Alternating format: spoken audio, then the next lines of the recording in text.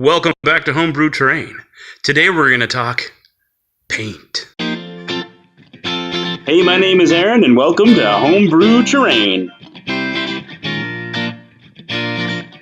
Games Workshop has some incredibly high-end paints. They do a fantastic job. They're full of color and life and vibrance. I know a lot of people like to bang on Games Workshop and say that, hey, they're a lot too expensive, they're not as good as what they should be for the price that they're charging. And I'm not here to debate any of that. I'm merely pointing out the fact that they are certainly much more vibrant, they dry better, cleaner, more smoothly than any other paints that I've ever used. That being said, you can also get really nice paints through Vallejo or other companies that sell, you know what, there's a whole lot of really good quality paints that are out there.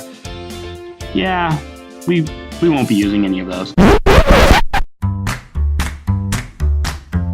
And here we have my setup. The paints that I typically use for painting anything.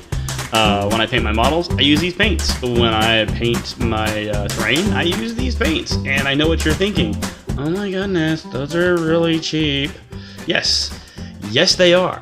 These are the cruddy cheap paints that you buy from places like Walmart and the craft stores and that kind of stuff. Now, here's the thing. I started painting my models way back in the day when GW didn't even have paints. So a lot of the stuff that I do, I use these kinds of acrylic paints. So just really old school. I didn't like back then using the paints that you get from the car models because they were all glossy and hard and they didn't really work for the kind of stuff that we were doing. So I learned how to use these paints to paint what I do. Now, the trick is, first of all, let's talk quality here. No, you're absolutely right. This paint is crap compared to what GW sells. Their paints, like for one of their little pots of paint, you could buy this entire basket right here. But the thing is that with this paint, you're never gonna get the sort of Games Workshop high quality that you see on the terrain, and like you're never gonna win a Golden Demon with this kind of paint. This kind of paint can be very good. It can actually work really, really well. You just have to know how to use it. And again, after years and years and years of trial and error, you'll see that I actually have quite a few homebrew paints. Things that look like they are paints that you would get from the store, but I've actually done a lot of stuff to them. Like I've made paints like mud, which is literally just mud, and it works really well. It acts a lot like Nuln oil, only it's not an oil, it's just an acrylic, and so when it dries very dark and muddy. And it makes everything look like it's muddy. It's not caked on, it's just kind of that dirt feel to it. I've made rust, and I've made all kinds of stuff that you can paint using, reds and browns and a little bit of orange, and you just make rust. Now, the way I mix a lot of my paints, this is an old blast template marker, and I just hot glued a bunch of bottle caps to it. And so I can mix really quickly a lot of paints, or what I do is I use a lot of wash. Now, this stuff right here is usually pretty thick in all the wrong ways.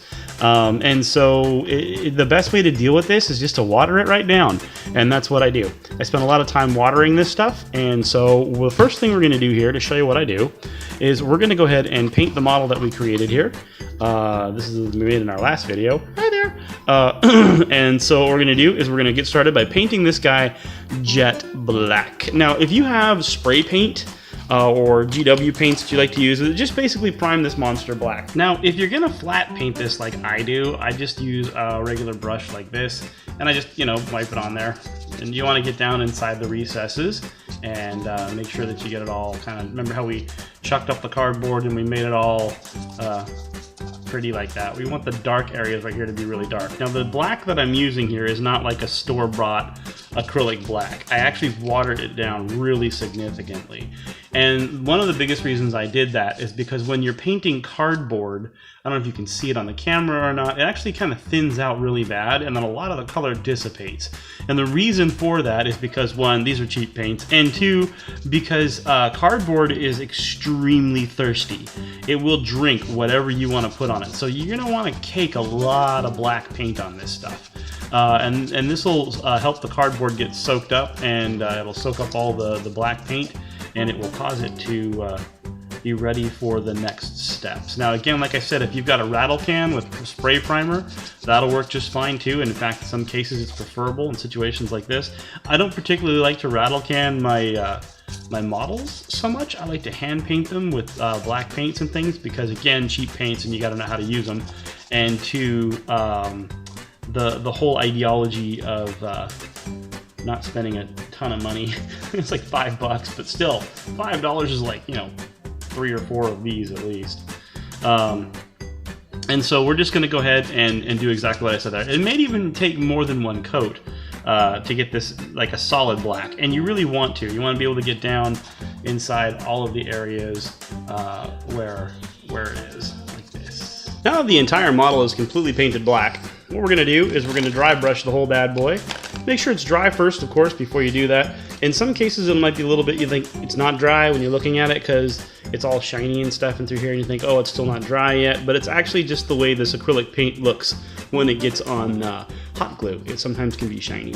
It's actually quite dry, I assure you. I actually hit it with the hairdryer. So, and there we have. And then, of course, we'll go ahead and hit this bad boy with a silver dry brush. When I'm dry brushing with silver, I like to use this Deco Art. It's a cool gloss enamel, and it costs like, I don't know, like $1. So it's dirt cheap, and it actually covers really well. It's not an acrylic paint; it's a gloss enamel, and it works really well as a metallic. I have another one that I like to use from time to time. It's this one here, and it's too shiny, so you can't really see it. It's a Folk Art. And this one here is kind of watery though, so when I use it, it doesn't really seem to work as well.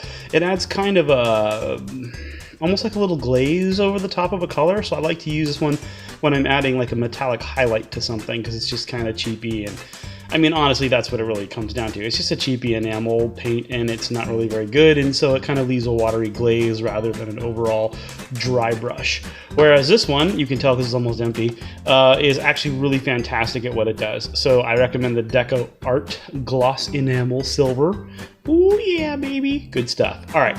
Now I'm going to use this paint here to dry brush that there. For those of you who don't already know how to do this, there's already a bajillion videos on YouTube on how to dry brush, but I'm going to go ahead and show you anyway because, hey, it fills time, and that's amazing.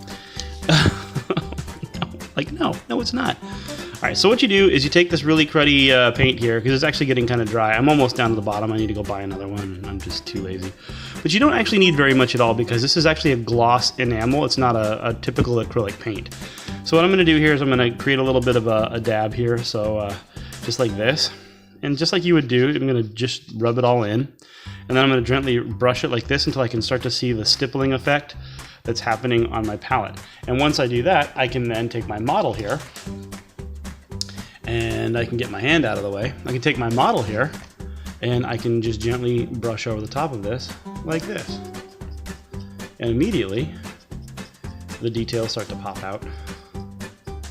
And you start to see cool stuff. Now you can just lay it over here on the flat areas like this. What I like to do is just run it along the edges as you dry brush it, and just kind of work a little bit into the middle. And like Mr. Duncan says, this is best if you just slowly build up the process. It's kind of a slow, arduous thing when you're doing flat surfaces with no texture. But believe it or not, there's actually texture there. You just don't see it right away. But as you start to build it up a little bit, you will. Like when you go like this, and now you're starting to actually see that there's really cool texture down inside there. So again, same thing. We're just going to dry brush all this stuff, and I'm going to do the same thing across this entire model. So you're going to see me do this entire thing. So like I'll be like dry brushing over here, and I'll be dry brushing down onto here, and dry brushing let me talk about this for a second. So okay, so we're going to create the dry brush by putting some paint on my palette here. And then I'm going to come over here and I'm going to hit this flooring. I'm going to start at the edge of each one of these little tiles that I created. So I get a little edge kind of brush to it. And then just go back over the top of it with a quick dry brush like this. So the middle doesn't get quite as hit. And it kind of creates a really cool little edge highlight on each one of these little guys. And it doesn't matter if you overdo it on one and one looks more silver than the other, and it's fine because we're going to go back over it here in a minute with some different paints and create kind of like a rusted metal, jaggedy, nasty floor kind of thing.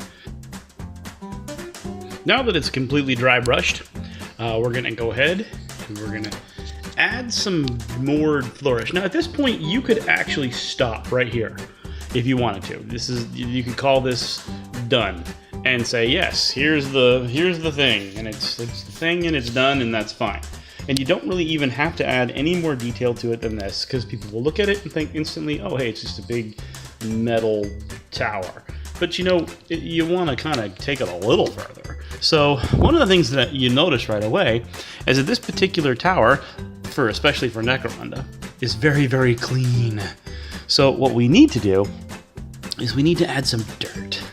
Now what I've done here is I've created a lovely paint that I call mud. It's not even a paint, it's a wash. And what I use is black and brown and a little bit of red, and it creates this perfect dirt.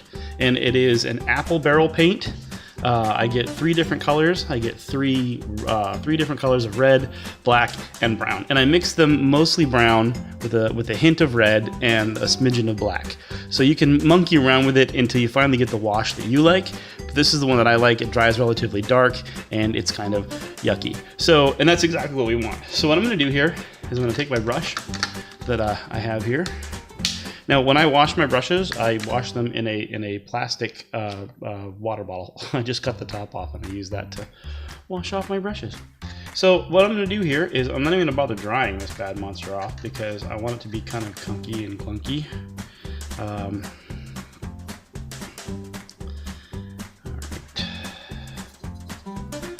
What I'm going to do is I'm going to shake up this a little bit so you can see it a little better. I'm going to go ahead and take the cap off of the mud like this. There we go. And on the inside, it's basically just a very, very watered down paint. And what I do here is I pour a little bit in the cap. Of course, I'm doing this sideways so I can't actually see a dang thing. Let's go ahead and try it this way. So what I do here is I pour it into the cap, thusly. As you can see, it comes out of the consistency of water. And that's what you want to do. You want to put as much water in this thing as you can to get it watered down to a very nice wash. Then what you're going to do is you're just going to let the brush soak it up. And it's just going to be all gunky like this. And then you take it over here to your model. I'm going to bring the model in a little closer so we can show what's going to happen here. And you basically run it down the side. Just kind of run it along like that and let it drip down. You know what I mean? And then you see very quickly what's happening. It gets gunky, which is exactly kind of what we want. Now in the areas where it starts to build up a little bit, like say if it starts to pool up here and you don't want it, you just grab a little bit of water from your thing there, your little water pot, and then just brush it back down. And it starts to create this sort of an effect, which is really cool. Now in certain areas where it's really dirty, like in these areas here, you're gonna come back here and give it a little bit more of a wash. So you kind of wash off. You want to wash off the highlighted areas like this, and we're gonna come back and, well, I mean, you don't have to at this point. You can just leave it just like this and walk away, and it'll actually look pretty awesome.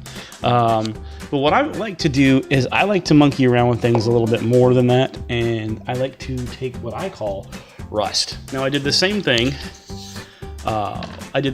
With mud that I did with orange and red and brown, and I created a little bit of a color I call rust. And again, it's the same principle. You just take a little bit of this here and you pour it in. And again, it comes out, this one comes out a little thicker in its consistency, like a thick water, I guess. But again, it's still kind of a wash. So what I do with this one is, again, you just take it and you dip it in there. And I like to not even worry about, because I want to keep it wet and let it run together. And I just kind of paint it a little bit here, like underneath the these rivets, or even around them like this, and just kind of let it wash up inside there like this. And when I do it like this, it's just kind of a yucky, sort of a muddy orange, which of course looks just like, what do you know, rust. And then what I do is I take a little bit of water, just a little bit of water, and I'll dab it on there and just let that do what it does. and the water will then turn around and drop down into there, and it'll force it to pool and do basically exactly what rust would do over the course of a couple thousand years of just sitting around, or at least a couple hundred years of sitting around on something. Just kind of paint it along the bottom like that, hit it with a little bit of water, blam, and watch what it does. See how it drips down the model, and it kind of creates these little pool effects. And you can just kind of paint it wherever you want. You don't have to make the whole thing rusted if you don't want to. Just take a little bit of dab there, and again, just dab a little bit of water on it and watch what it does. Just let it go. And it creates some pretty cool effects. Now, when this dries, because it's not this is not a GW paint, it's not going to have that high kind of flashy glossiness to it. So it's going to dry very kind of gritty, and it's going to be very dull. So it's not going to be what you think when you see it, because when you see it right now, it looks like, wow, that's pretty intense. But actually, it's not. It's really dull. So when you do it like this, and you think, oh wow, look at that, it's going to be a bright orange. It won't. When it dries, it'll be a kind of a very kind of almost like you see right here. It'll be very dull in its color, and it looks fantastic. Like it looks like you actually almost did that on purpose. And so that's the cool part about it. And again, just using the water to make it run down and kind of force it along the path here, like this. And then when you're on the plates here, we're gonna do the same thing down here on the plates right here. What we're gonna do is we're gonna take the mud and soak the brush in the mud, right?